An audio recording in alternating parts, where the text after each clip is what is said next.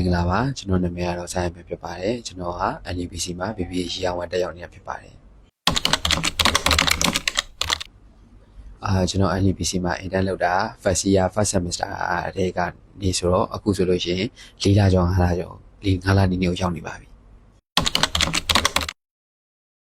ID department မှာ internship ဆင်းနေပါတယ် ID department မှာဆိုလို့ရှိရင်ကျွန်တော်တို့ဒီကျောင်းသားတွေ attendance QR တွေကို upload လုပ်ပေးရတယ်ပြီးတော့ meeting zone set တွေလုပ်ပေးရတယ်ပြီးတော့event တွေ activity တွေမှာဆိုလို့ရှိရင်လည်း ID set တွေလုပ်ပေးရတယ်ပြီးတော့ email marketing မှာဆိုလို့ရှိရင်လည်း ID ဘက်ကကူညီပေးရတယ်လေကျွန်တော်လုပ်ဆောင်ပေးရပါတယ်ဗျကျွန်တော်တို့ ID department မှာတော့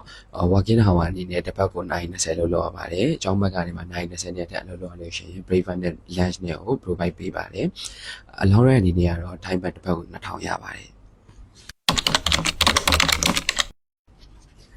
ကျွန်တော်တို့ ID department မှာဆိုလို့ရှိရင်ဒီတကယ်အလုပ်အတွေ့အကြုံပတ်ဝန်းကျင်ဖြစ်တဲ့အတွက်ကျွန်တော်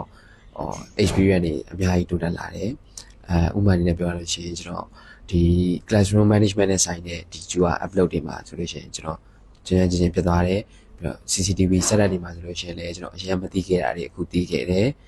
ပြီးတော့ကျွန်တော် email marketing တွေမှာဆိုလို့ရှိရင်လည်း ID နဲ့ပတ်သက်တဲ့ support လုပ်ပေးရတာတွေကိုကျွန်တော်ကျွမ်းကျင်တက်မြောက်သွားတယ်လို့ထင်ပါတယ်